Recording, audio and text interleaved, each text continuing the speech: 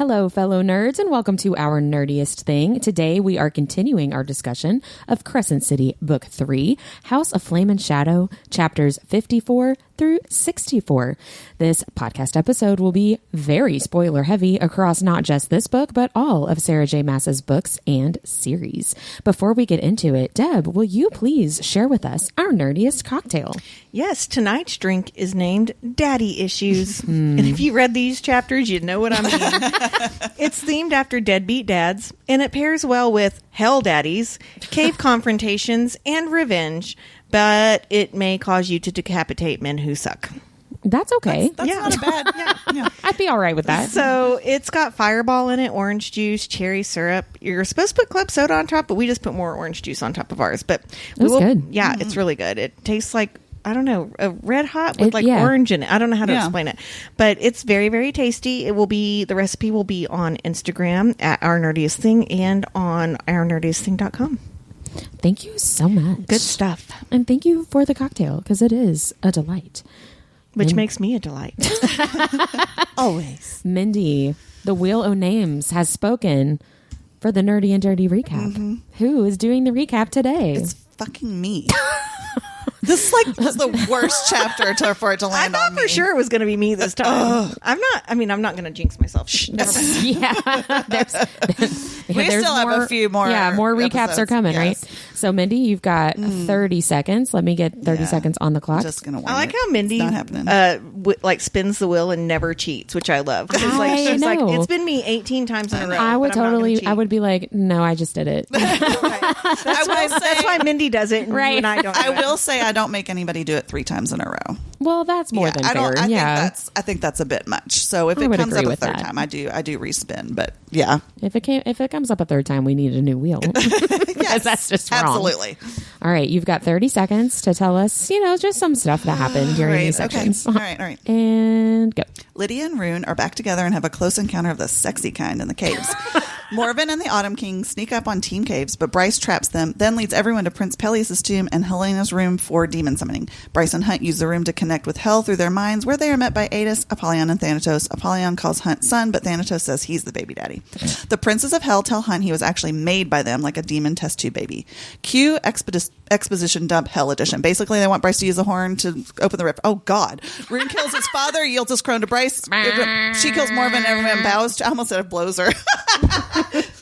There's so much more, you all. There's a lot. There's a lot that happens. Lord. You know what, though? You did a good job. Well, I also fucked up my screen, and so it was all downhill from there. The most important thing to me was that Rune and Lydia had a sexy moment, and you got that right in there at the beginning. I had to put that right there. Good job, Mindy. Mm-hmm. Do you have our nerdiest vocabulary? I do, and it's actually going to be my deep dive this week because I'm going a little off a script for vocabulary. I'm dealing with some names that come up, but more of less of an etymology and more of what's going on with that. So what up with that? What up with that? So I'm going to start with Thanatos because this is really the first time we've actually met this person. God, whatever, demon. So in mythology, he is the Greek god of death, which of course tracks, but he's specifically the god of peaceful death, which is a little off to me, but I'll talk about that later. So because they're talking to Bryce and Hunt, and Adis says, "We're here to talk, there will be no violence," and then Thanatos' eyes burned with murderous rage. So that's kind of contradictory to me, to him being the god of peaceful death, but whatever. So maybe we just took some liberties there. Maybe he was just offended that they would even think that they would be violent. Correct me if I'm wrong, but in the Scarlet St. Clair series, he's not the peaceful death in that either, isn't he? Isn't he the one that does all the vengeful deaths? I thought he was the one that takes them across the river. Oh, he's not the one that takes them to be tortured. I don't think so. Oh, okay. Because typically, actually, that is who he is in Greek mythology. He helps you cross. Yeah, his job basically was to work with the fates to collect the spirit of the deceased and make sure it's sent safely to the underworld. That's his job in Greek. I must be incorrect about A Touch of Darkness then. But he my God, I also remember. had many siblings. He actually had a twin brother, Hypnos, who is the god of sleep. The Fates are actually also noted siblings to Thanatos, who he helps them to collect the spirits. And then one intriguing name came up also. He had several siblings, but this one stood out to me because his name was Eris, and he is the god of strife. What? Ooh. So, I mean, I don't know. We know that SJM doesn't really name people. Spelled Eris. Eris. Interesting. Yeah, so that one stood out to me. We'll see if that pans out. And then in ancient Greece, Thanatos was usually depicted as an old man with wings and holding a sword, which is why he's often associated with the Grim Reaper in modern mythology. But I thought that was interesting that he had wings, since, we do find out he's one of the baby daddy. Yeah. It was a menage a hunt. I like that. And that might have to be Menage a hunt. that might have to be Menage a hunt. one of our titles. Yeah. Okay, so sorry, I had to take a drink. The next one I'm going to talk about is Hyrieus. This is another new character who we find out is basically the non-hell father of Orion, Orion Hunt, whatever. So in Greek mythology, he actually is the father of Orion. He was a wealthy king, and he was the son of Poseidon, which I thought was different. We don't hear about him as much. He had always wanted a son, but could not produce an heir. And the story goes that one day Poseidon, Zeus, and Hermes visited Hyrieus in disguise. And even though he didn't know them, Hyrieus was very hospitable to them. He invited them in. They had a few drinks. They wanted to reward him for his generosity. So he told them he had always wanted a son. So naturally, the gods peed into a bull's hide and had him bury it for 9 months. Of course, And then when he dug I have to it do up- that next week. I know. So then when he digs up the bull's hide, the baby boy Orion was inside. So that is how the mythological. So you're saying they all pissed on him? If only it were that easy. The golden shower of birthing. Wow. So I don't know. I think maybe Apollyon and Thanatos and Adas maybe left out a few tidbits on the way that they produced. Don't tell him they peed on him. Don't tell him. Don't tell him. Don't tell our son he was created from pee. So yeah, Wah, wah. yeah. that was a fun find.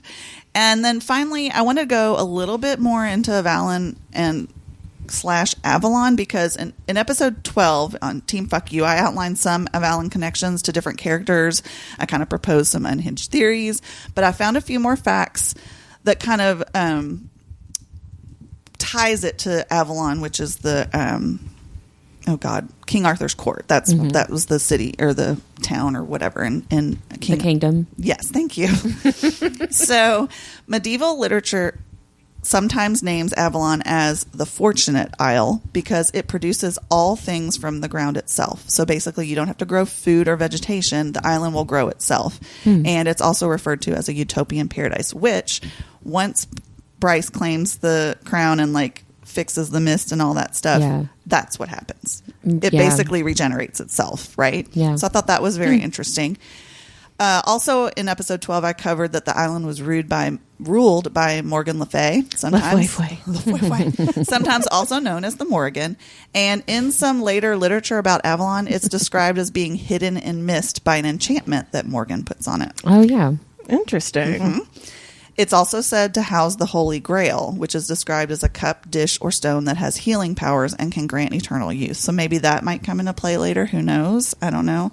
And then another notable person in the stories of Avalon is Guinevere, or, Gwen for short, who is Morgan's sister-in-law.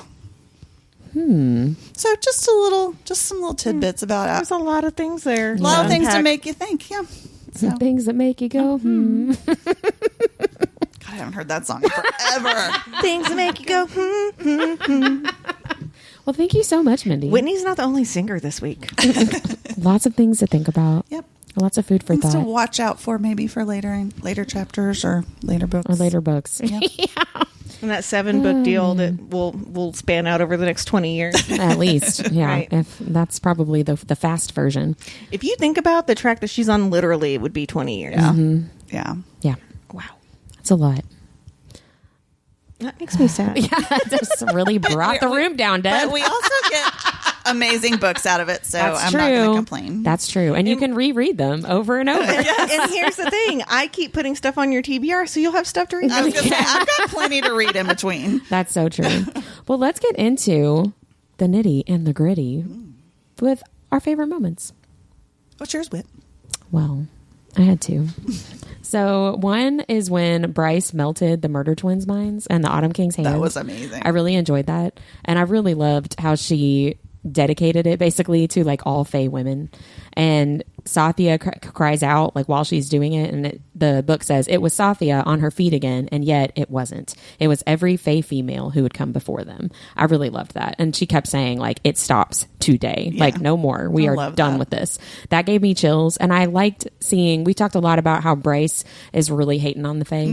And it was nice to see her, to at least the Fae females, she had some compassion and some not hatred. And that was a nice moment to come out of that kind of spiral a little bit. And then my second favorite moment is what you were just talking about with Avalon when the land released Helena's power, when Bryce took it and it like regenerated itself. At the same time, I thought this is so cheesy. Oh my gosh. But then I was also like tearing up. I really enjoyed it a lot. When you all read, do you think about how they would do it in a movie? Yes. Because that's what I was Especially for stuff like during that. that moment. I was like, how would they make this not cheesy? Because it's a very important part of the book, and I think it's very important for the plot overall. Yeah. But I don't know how you could do it without it being like, The Lion King. The Lion King. circle of life. Exactly. Yeah. Although that song gives me chills too. So, you know. Can you feel the love tonight? Does it for me. So Hakuna Matata's mine. that's actually a thing in the Riley Sager book. Oh, really? Yeah, Hakuna because it's Matata, set in the dude. early 90s. Yep. Okay, so I have to also say, when you were talking about that part where Bryce is like, today's the day, right? So my favorite part was when Morven and the Autumn King get decapitated. So not only does Rune get Yes, revenge on his father for years of abuse, but Bryce literally has to chop Morven's head off, like take 3 swings. Yeah. It says blatantly she had to take 3 swings. So you know it was like bloody and probably so gratifying. Like she's probably got blood splatter all over her face, and then she's like, anybody need an axe? It's exactly the same as when Nesta uses the same dagger to behead the King of Hybern. Yeah. Oh, that's right. She has it to, does like, take her do more that. than once, doesn't it? Yeah. I picture Nesta like sawing though, and I feel like Bryce was like chopping. Hacking? Yeah. Oh, Yeah. I pictured it like sawing. Either way, that's... Hacking? That's gross. She was so pissed off. I don't see her taking the time to saw. Yeah, maybe. Yeah. Yeah, I don't know. But I know that makes me kind of twisted. And I've noticed I talk about decapitation a lot on the podcast. But That's because it usually happens to the most douchey horrible characters, people. Yeah. It's what did I say? Because I did a whole deep dive on decapitation. It's one of the least honorable ways you can die. Yeah. Is having I your think head so. cut off. So yeah, way to go, Bryce and Rune. Way Claps. to Claps tag for team everybody. murdering your family. Hooray! Yay. Mindy, what was your favorite moment? Well, I had a couple, and they're decidedly less violent than yours. So I'm not even sorry. So I loved when Rune finally gets his head out of his ass and admits his feelings for Lydia. And then when they almost get it on, but then he realizes that Pollux hurt her during sex and they just cuddle. Yeah. That was even though it was an realization, it was just a very sweet moment, I think, between them. Yeah. And then I also loved when Adis tells Bryce to choose life with Hunt Yeah. and to basically choose love because he knew how bad it was to lose his What it love. felt like not Yeah. to. Aw, Adis has a heart. I really I know. want a whole Adis book. I know. Ooh, I would love that. that. And Or at least a POV. Yeah. Elysiana, the one that has this really amazing Adis portrait that she did that really epitomizes his cockiness, and he has long shoulder length hair, and I just love it. So I've always kind of pictured that, and I'm like, I want that book. Yeah. I would love that. I would too. I like him a lot. Mindy, my least favorite moment was based off your favorite moment. Oh, really? I really hate that Pollux was able to mess up the first Yeah. time that Lydia and Rune get naked together in real life. Because don't forget that previously they've only had mind meld starfire sex, right? Yeah. But anyway, Rune grabs Lydia's wrists while they're kissing, and Lydia flinches because it reminds her of how rough Pollux was with her. And she even apologizes to Rune for know. doing it the next day, which makes it even worse. She's still it was my fault. And he's like, no. Right. First of all, we don't have to do anything you don't want to do. And second of all, that is so not your fault. Yeah. But yeah, It definitely was a bittersweet I'm moment. like, they finally get naked, and Pollux had to go fuck it up. Yeah. Yeah. But Stupid I mean, Pollux. I love how Rune's like, and then her tits were pressed up against me, and she fell right asleep. And I was just fine with that. Oh, that part made me laugh because he came across to me like boobs. Like he couldn't focus on booby. he couldn't think about anything else. And, she fell right asleep, and he probably was awake for like 4 hours. He was probably trying really hard not to poke him. Well, no, because he has his hand. Man. He's grabbing her ass. That's why I wasn't touching her boobs. Oh man, that's funny. What was your least favorite moment, Mindy? Because mine's really going to bring us all down. Yay. Well, mine's not gonna bring it up any. It's when Lydia feels like she didn't do enough. Like she says, I could have saved more. I should have saved more. And also how she feels like she's the one to blame for Sophie's drowning when like she literally couldn't have done more than she did. Yeah. Like she was the one that laid everything on the line. Yeah. And she still thinks she's not enough. That made me feel bad that her intention was to get Sophie out and get her to the depth charger, and the timing was just off a little bit, right? Yeah, that's rough because she tries to do the best that she can, and she does always. Yeah, I mean, she does do the best that she can. I hate that she, but I also get it. That's the sad part. Like I get where she's coming from, but it's like I wish she saw herself the way we see her. Mm-hmm. You know, yeah. We love you, Lydia. I know. Maybe she'll listen to this because she's a real person. Well, my least favorite moment was Bryce being so bitchy to Hunt, and at least that's how I saw it, and accusing him of being a bad leader and not wanting to help. Oh yeah, I hated that. Oh, because she was like, "You're not all in." Yeah. Well, she said somebody said something about like taking lead or whatever, and she was like, "Well, somebody has to," and it was just like, babe, he was in the dungeons being tortured and having his wings cut off like 4 days ago.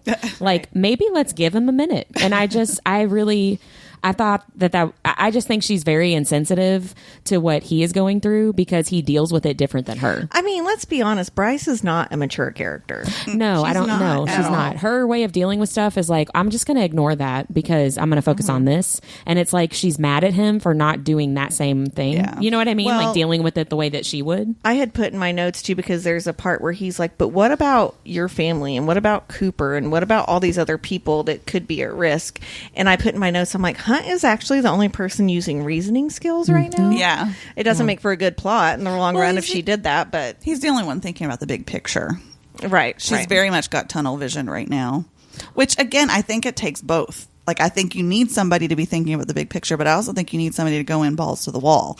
But you have to balance each other out. And right now they're not communicating, which pisses me off. Yeah. Right. Well, and I hate too the way that I find her just so insensitive and so rude to him about it. And then he's like, I'm so sorry.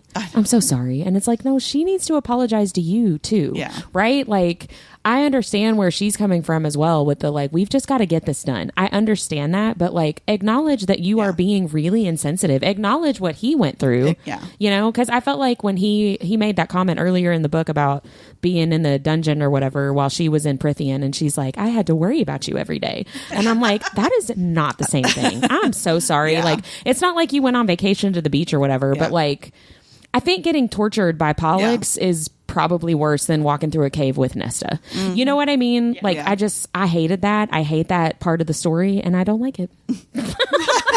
Which is the same as hating it. But she is a doo-doo head. Yeah, I mean, she really is. Yeah. Well, and I was thinking about it too. So we see Bryce and Hunt have kind of these like kind of nasty moments with each other, and we definitely see Aelin and Rowan in Throne of Glass have those kinds of nasty moments together. Each other in the face. Right? But we don't see Feyre and Rhysand have those kinds of moments, I would argue. I feel like the closest they probably would come would be in Silver Flames when she finds out that he's been lying to her about her pregnancy and stuff. Yeah, but we don't get to see that. We don't get to see them have any kind of fights, which just struck me like, I wonder why Sarah J. Maas has not done that with Feyre and Rhysand, or if she thinks that she did with him being like the villain basically in book one. I don't know. I don't think we've seen the same level of passionate arguing. I mean, right? I would definitely say out of all of the female main characters in the Maasverse that Bryce is my least favorite. I would agree with that. Yeah, I mean, she just like in 500 years, I think she'll be great. Yeah. But she's really, really, I mean, here's the thing though. Aelin and Feyre are both really young too. Maybe not Aelin, but Feyre is also very young. But Feyre also has a little bit more life experience than she does. Like Bryce, even though, don't get me wrong, she lost Danica, she has this horrible father. She's always been like taken care of, right? Yeah. Whereas Feyre had to provide for her family. You know what I mean? Aelin was in like the catacomb or the mines or whatever, right? Yeah. And Bryce has not had that life experience yet, and it shows sometimes. sometimes. That's true. Because I picture her hands on her hips, and she's like, "Someone had to stand up." Yes, and I'm exactly. like, kick off your hot pink sneakers and just take a fucking second because you're being an asshole. Yeah. Right. Yeah. Yeah. It's like the hierarchy of needs. Like Aelin and Feyre have struggled with the physical needs, like not having your physical needs met, and Bryce has not had that. Right. And that makes a difference for Yeah, how it you definitely shows. how you deal with things and how you view the world when you've never had to have that kind of physical struggle. It makes a difference. Right. It does. But yeah, that was my least favorite moment. Did you say you didn't say yours yet? Or did you? Yeah, I did. It was about Lydia. Did everybody say their least favorite moment? Yep. We all took a turn. Well, okay. Let's talk about biggest revelation. Do you guys want me to go last, or do you want me to go first? I feel like Why you don't should why go don't- first. I was going to say last. Oh, well, okay. Then you guys go on and with your biggest Well, revelation, and then I have a big Only giant so list. that if you can skip stuff if we say it. Sure. Yeah. Okay, see, I have like a list of 9, and I feel like I can't like hone it down. Yeah. So, You don't have to. You don't have to. I have more than 9 in my big compilation. So well, okay, I'll skip the big one that Hunt is Apollyon's son or not, or but you just said it. He's I know. He's a hell baby. I know, but I've already mentioned it, and I'm sure it'll come up again. To me, it was a big revelation that the caves that they were going were basically like a mirror image of the ones that they were going through in Prythian. I thought, oh, okay. Then it was a surprise to me that Helena was the one who started and thus perpetuated the antiquated notion of pure blood, and that she was the one who started the whole prophecy of the sword and the dagger. I thought, oh, okay, well, that didn't turn out the way you wanted it to. Black salt repels the Asteri, just as it attracts the demons. I thought that was a very huge revelation. The princes of hell created the Thunderbirds too. Mm-hmm. And that's for the same reason they created. Basically, the Thunderbirds were like the prototypes for Hunt. Yeah. Then I think I must have missed somewhere that the Autumn King killed the last Starborn prince. Did I not? Mm-hmm. I didn't realize that. And I don't even... Who is the last Starborn prince? We don't know. Yeah, okay. That's why I thought it was weird. I was like, did I miss something big there? I think that it got mentioned in book 2, maybe, but it's just kind of been a passing fact, I feel like, to show you that the Autumn King is douchey. Okay. You know what I mean? Okay, Right. gotcha. And then also, finally, just the whole idea of Starfire and Hellfire. I thought that was kind of like, aw. But then like Hellfire is what killed Sirius, and Hunt has it, but it's diluted. Mm-hmm. So For Yeah. now. yeah, right. The only thing you didn't touch on was that the mists and the thin places are on ley lines, which was my biggest revelation. And I'll be honest, I hear about ley lines all the time and wanted to research them and found surprisingly little information. And I did thought, the same thing. I thought they were a big thing in lore. Maybe it's because I watched Supernatural, which has an entire ley line plot arc. Yeah. Ley lines are brought up in Outlander, the Raven Boys series, and several fantasy books like Crescent City. So maybe it's just the genre reread. I wonder if a lot of people actually know what ley lines are. But what I did find is that ley lines are a concept that some people believe that there is a grid of earth energies that connect sacred and important sites around the world. So since the 1960s, members of the Earth Mysteries movement believe that such ley lines mark Earth energies and serve as guides for alien spacecraft. Oh. Archaeologists and scientists regard ley lines as an example of pseudo-archaeology and pseudoscience. So the idea of ley lines was first proposed in the 1920s by Alfred Watkins, who was an English archaeologist and photographer who noticed straight lines connecting ancient sites in the United Kingdom. And according to Collector.com, a band of pseudoscientists who followed Watkins found supposed tracks linking early sacred sites across the entire world, arguing the entire course of civilization has been designed in accordance with energy lines running from one key point to another.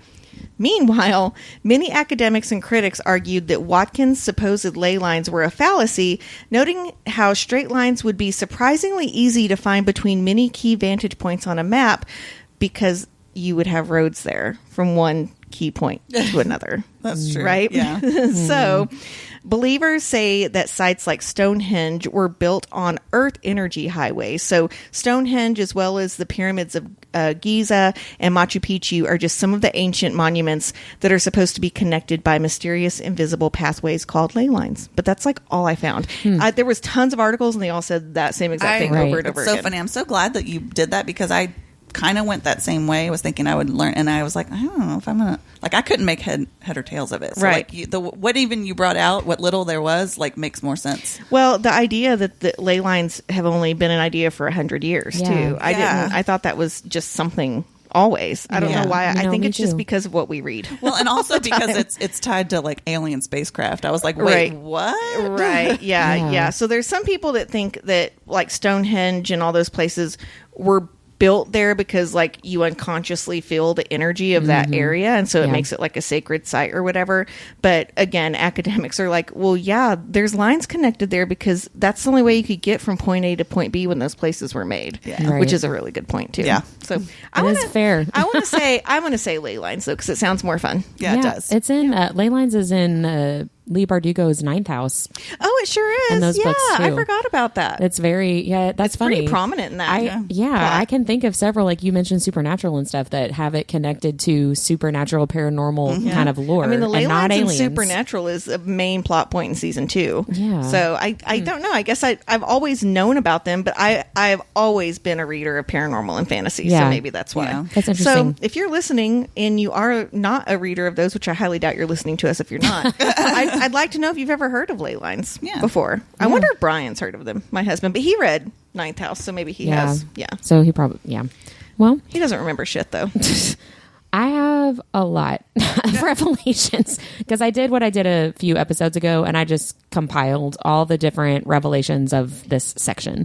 So much like I did a couple of episodes ago, I'm just going to read the list in the order in which I had them written down in my notebook as I was reading. So Lydia says the Asteri leave Avalon alone because it just does not occur to Regulus that anything is amiss because Morven is a good slave, which makes Regulus sound like an idiot. Yeah. So Lydia got pregnant before she was in a relationship with Pollux, and it was 10 years into her service to Sandriel.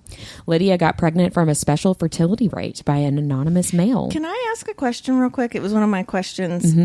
Does that fertility rite not sound very similar to Calanmai? Exactly. It sounds exactly like it. We know Bryce is probably connected to Rhys-Ann's bloodline, so is Lydia connected to Tamlin's bloodline? Because it sounds like it. Spot on. Or as maybe Calanmai. the anonymous male that she never even saw his face is connected. Maybe Maybe it's Lydia is not the maybe Lydia is not the connection. Maybe the man What is. if you found out Tamlin was their daddy? Everyone would be like, my no! That would be kind of crazy. So Lydia's dad is a monster, which we've known that, and Lydia was raised by him to be the same as him. And when she got pregnant, she knew she did not want to be like him or like Sandriel, and faked her own kidnapping when she sought out the Ocean Queen to help her and keep her children safe. And so that's when she made the deal with the Ocean Queen that Lydia would be a spy for the rebellion in return for her sons being basically hidden and cared for on the Depth Charger. The Cave of Princes was actually designed by Helena, and its function as a tomb for Peleus was just a cover story for Helena to build her secret chamber filled with black salt to commune with hell, which is what you were talking about, Mindy. That was a lot of work to hide something. I know. I'm going to take all the power out of this land. We're going to build some caverns, and I'm going to put a sarcophagus room, in here that also has stairs underneath it. I mean, like that. Well, and then she like wove all that like history together and, made sure that, that took a lot of thought. She was like, I'm going to put Prince Peleus here because they worship him. And like, we're going to make this big whole history about like that. I'm sure he was very paranoid because he really screwed over Thea. Right. And so he was probably expecting other people to do the same thing to him, right? Yeah. Because that's what he did. So she had to make it look like it was all for him. I feel like typical white guy. I know, right? The Temple of Chaos and Hell looks like Urd's temple in Midgard, which I just thought was interesting. Peleus is the one who broke the horn. When he followed the Asteri's orders and used the horn to close the rift Hell was traveling through to get into Midgard. Hell's captains and lieutenants had been vampires and reapers who defected to the House of Flame and Shadow. And so that leads me to the question, so is the Underking a reaper? Is he a vampire or is he a Suriel? because that's my theory, because he's described the same. Or is the Suriel a reaper? You know what I mean? Yeah. I've always that was thought the interesting. Underking was a reaper, but I think that's just an assumption I made. Yeah. So, I thought that was interesting. So maybe the Underking is from hell himself. Thea made the Star Sword and the dagger at the same time, which is why they always call to each other and want to be together, because they're like siblings. Like calls to like. I know. What does it mean? The sword and the dagger are keyed to Thea's power because she made them. And Thea was the one, therefore, who gave the sword to Phaon and the dagger to Enalius, if she was the one who made it. That's true. There we go. There's that mystery solved. When Thea split her power into 3 pieces, her piece was put into the Star Sword, not her own body, which is why she died that night, because she didn't have her power to save herself. Helena removed that piece of power from the Star Sword and hid it within the land of Avalon, which caused the land to die and rot because it was using all of its magic to hide the power. So the planets that the Asteri have been moving to and from, I guess, are all located on the ley lines, like you were talking about, Deb. These planets are joined by time and space and the void itself. Okay. Well, what does that mean? They lost me on that. Right? Certain places on each of these worlds where the most ley lines overlap are the thin places, shrouded in the mists. The barriers between the worlds are the weakest there. We know that the prison, the Northern Rift, the Southern Rift, and Avalon are all thin places for sure. We still question Phalaris maybe a thin place as well, because it's got mist, or the house at least has mist around it. When Bryce gets the final piece of Thea's power from the land of Avalon, she now has Thea's full power, which Adis tells us means she can fully use the sword and dagger and their powers together. And fully using the sword and dagger together means that she can open the portal to nowhere and use that to somehow defeat the Asteri. We find out not only does Regulus he doesn't just think Avalon is not suspicious. The black salt, like you said, Mindy, the black salt actually repels the Asteri, and they're just too dumb to have realized that. So the black salt also made the princes of hell immune to the Asteri's black crowns, and they tell Hunt that he should be immune to it as well. Yeah. Hunt was created in part by Apollyon and Thanatos. They were making different creatures to try to use against the Asteri, like the Thunderbirds. You talked about that, Mindy. Apollyon wanted to put Thunderbird power into an angel to make the perfect weapon against the Asteri. And so then the scientist, how did you pronounce it? Hyreus was his dad. He volunteered to basically be the father of the angel for this project. He did father Hunt with Hunt's mom, who was an angel, and then was tortured and killed by Regulus, but never told the Asteri about Hunt and his mom. Hunt was given Thunderbird powers, Hellfire from Apollyon, which is his lightning power. And Apollyon also says part of him is in Hunt's blood, which is why he's so good at hunting demons. And I only have 2 more. I'm on letter Z. Hell didn't actually defeat the Asteri in the literal sense of defeating them. The Asteri basically just peaced out because the princes of hell were too powerful and their magic was not compatible with what the Asteri needed. So they just left. And then last but not least, Rune finally realizes the Oracle's message to him about being the end of the royal line is not about his death or lack of kids, but giving up his royal title and power to Bryce. Which I loved that. Yeah, I did too. That was a great moment. So it was a lot. Yeah. It was a little It was bit. a lot of information.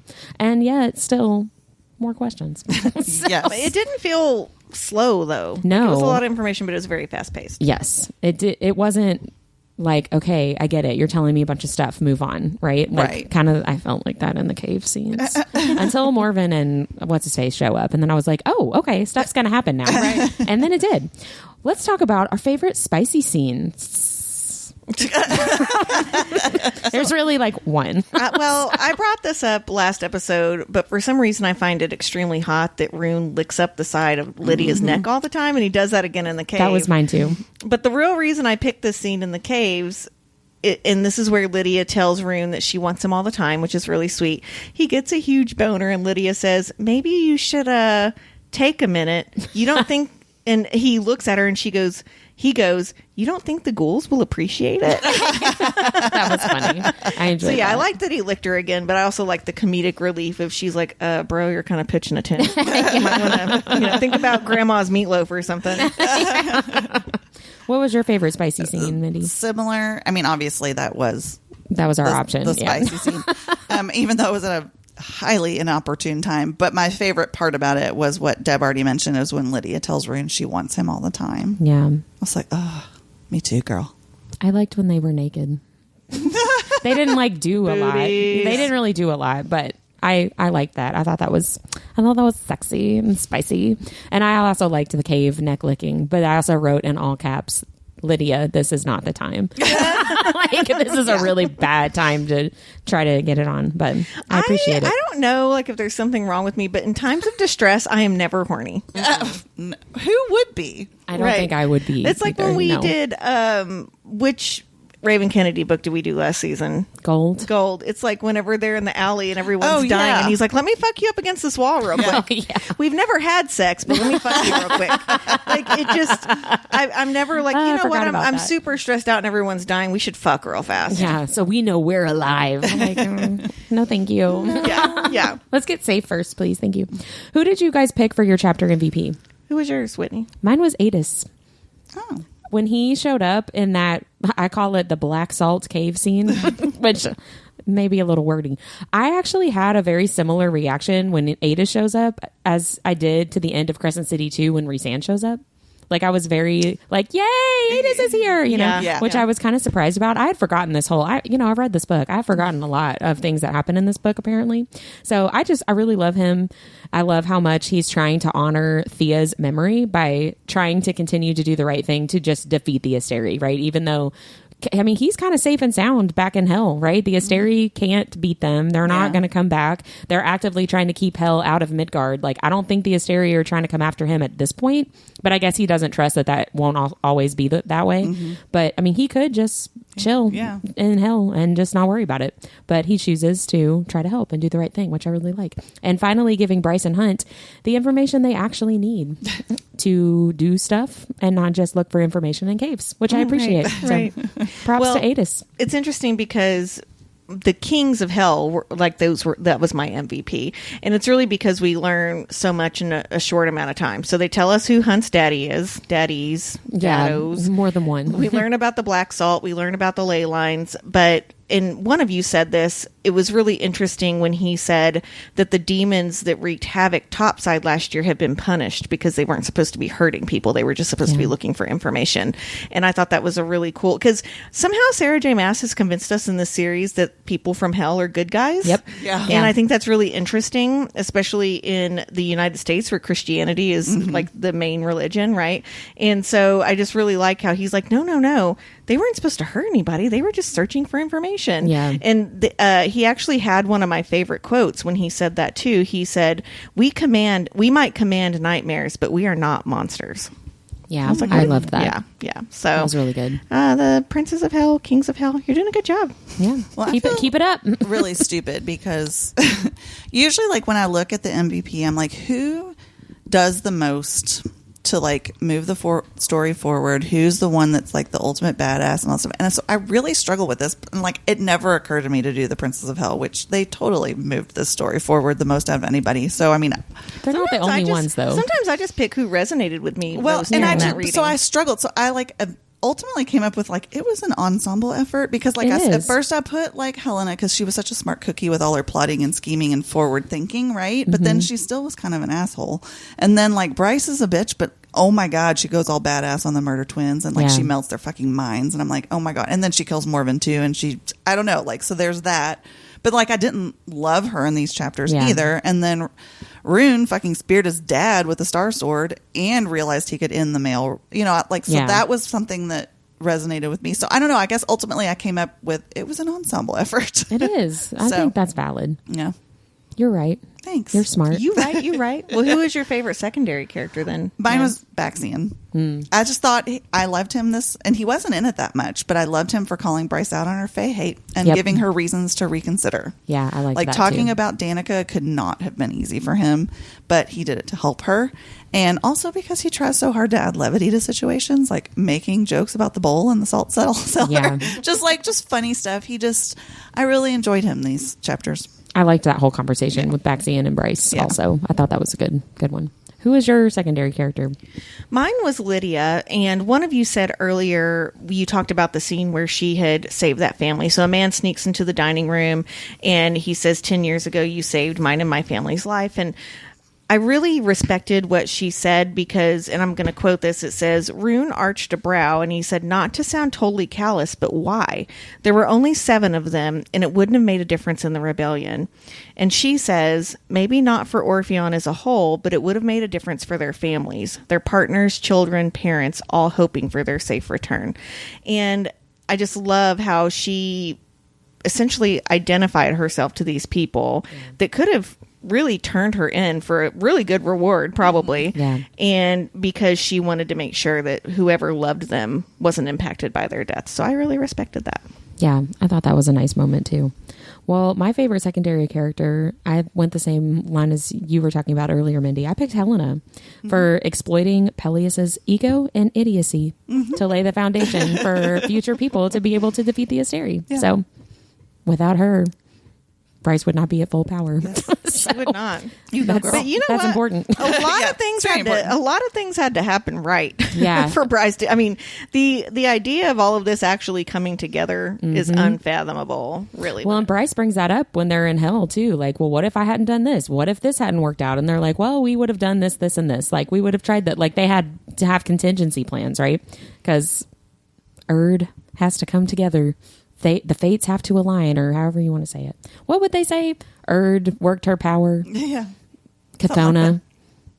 I don't know. Yeah. I don't remember Thank- who thank- their thank people Cathona. are. Yeah. Thank Erd. Thank the mother. I don't know. What has been your favorite quote in these chapters? I said one of mine, but I did have another one from Bryce where she said, I'm sick and tired of people using girl as an insult. I loved that too. And it just resonated with me. Yeah, I like that too. That was one of mine also. I had a lot of little ones. I loved the exchange between Hunt and Bryce when he says, do not drink from that. And she stops him and says, now is not the time to go alpha hole. And he says, without me. Yeah. Without I like that too. But, and then also I loved, after Southia tells him it's barbaric that the River Queen, what the River Queen did to him, and Therion replies, so is treating Fae females like broodmares and forcing them to marry. Like, yeah, you're right. Yeah, all the leaders kind of suck. But I think my absolute favorite is when Bryce says to Morven and the Autumn King about the use of the sword and the dagger, sorry, but the blades don't work for rejected losers. Yeah. I did enjoy that. That was pretty fun. Sorry. I had 2 favorite quotes. The one was just Adis.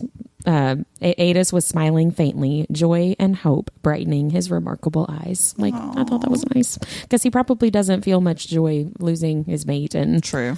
living without her for so long. And then this quote from Lydia's mind. Your voice got all, you're like, this. Oh, wait till you hear what quote I picked.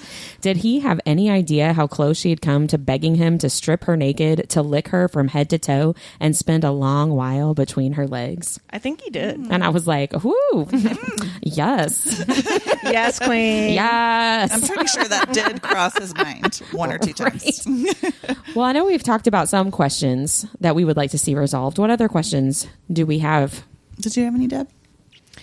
How did Therion's sister die? That Has been brought up in every book. She was murdered Well, I by know. like I'm pretty sure in book 1, I think it says that it was just a random like a serial killer. Oh, My point though is I don't think it was random. I think that's going to be such a big part of his Oh, I plot see what you arc, mean. right? Gotcha. Because he brings it up a lot. Yeah. And then we've talked about this, but it came up again.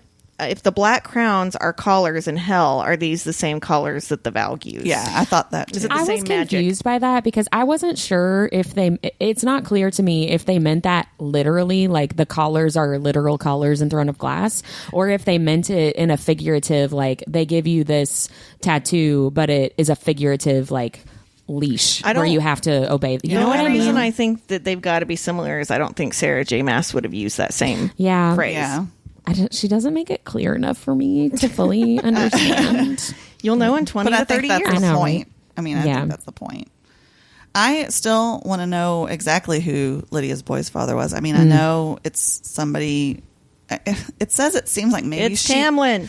Well, it's like I can't tell if like she doesn't really know who it was or if it was just some rando and she Well, knew she him, says but no one knew each other. I think she said Well, they that's don't what I'm even saying. see each other's faces. right, like I think that's what she said. They didn't like know each other's families. The families didn't know about the other one. I'm just interested to see how it could be and how they could possibly play into things. Like if they're going to show up later. Like if you think about it, she's a stag shifter and so is Morven. Like is it somebody like, yeah. I mean, is there some connection there? I don't know. I just thought that was just odd. And then are the boys then stag shifters as well? I was curious about like what that would not be easy on a ship, right? Yeah, do they have? That's what I'm saying. Like, do they have some sort of power, and how is it manifesting, and how That's are they a good able question, to? because if it was two magical beings, surely they do. They couldn't have any like witch power from her mom, though, right? Because that only goes to girls. I think so. Is that right? So they right. could potentially have stag power, shifter powers. And do they even know that they do? Right. If they do, I don't know. That was something I wonder if that'll come into play eventually. And then the only other thing and maybe is less of a question than like maybe I just answered my own question, but like, so they talk about these world walkers and how they're able to go through mists and thin places. So then was Aelin then considered one of these world walkers? I wrote that down in my notes. Yeah. I would say she has to be, because she does. Yeah. Yeah. I would say that. She's like falling through the sky and sand in favor. Like, hey, what's that? Which makes me think that then Valaris is a thin place. Oh yeah, that's a good point. That is a if really she's good falling point. through it. That's a really good Right? point. Yeah. Good job, Mindy. Yep. Golf claps. Golf claps for Mindy. Well, my big question is about Hunt and Thanatos specifically, because I read that section, I don't even like 7 times, because I was so confused about Thanatos, because they said that he contributed something, but then they never said what it was. They talked specifically about Apollyon's hellfire. Apollyon says a piece of me is in your blood. They never said anything about Thanatos specifically. There's one sentence that I'm like, is this a misprint or something? That I wish I should have brought my book with me, but Thanatos says Apollyon gave to me for you like his hellfire or something. Like the way that it was worded was so weird. And I'm like, what did you do? Well, see, I got the impression that it was like his sperm or his piss, I guess, in the I don't know, whatever. Because the way he says, well, if anybody's his dad, it's me. Right. So well, that's what my question is. It had to have been like he must have been the vessel that everything. Like, Hyrieus was the vessel, though. But like, do you see what I'm saying? Like, I don't understand. But they had to put the demon sperm somewhere into Hyrieus. Yeah. So like maybe it was. So did Apollyon? Okay, hold on. Who spooged into the did witch? Apollyon pee on Thanatos, who then splooged on Hyrieus, who then that's the only thing drilled I can think into Hunt's mom. I mean, like, what are we doing when here? You think about like a test tube, you've got to put one thing in and one thing else, and you mix it all around. So it's got to have some kind of like vehicle, right? So maybe it's his sperm or his pee or whatever. I was just really confused because it was very confusing. They gave all these specifics, but all the specifics were about Apollyon, and I was like, well, what is Thanatos there for? What? I didn't understand it. I was very confused by that. Well, he thinks that he's more like claims that than the other. Yeah, I don't know. I was just like, what? And then Mindy texted me and asked about like Hunt, like, so is Apollyon Hunt's dad or not? And I said he's basically a demon test tube baby. And I was so proud of myself because I thought I came up with that. And then I read the chapters a couple days later, and Hunt literally says, I am a demonic test tube. And I texted her back and I was like, I am so disappointed because I thought that I came up with that. And I was like, look, how smart. Like, yes. Yeah, like, look how smart and funny I am. And then I was like, no, I must have just internalized that from the first time I read it. And so thanks, Sarah J. You did a good job remembering. I guess, but I didn't know that I was remembering. I thought I was just being really smart and creative. So it was a really big bummer for me, but that's fine. What are you guys looking forward to as we move forward? You kind of hit on this a minute ago, but I read this book and I remember the ending being great, and I remember what the ending is, but I cannot for the life of me remember how we get there. Yeah. So I'm looking forward to that. I'm just looking forward to no more caves. I'm done with caves. I hope there's no more caves. I'm looking forward to Bryce stepping into her new role, seeing what she does with that. Yeah. Or doesn't do. You never know with her. Someone has to take charge. Somebody has to be Alvina. I just took charge. Somebody else do it. Is there anything else that you guys wanted to talk about or have questions about? No. Well, that is it for today's episode. Next time, we will be discussing chapters 65 through 77. We will have a break as you listen to these live because next week is a holiday. So our next episode will come in 2 weeks. Perfect. See you then. Bye. Bye, everybody. Bye.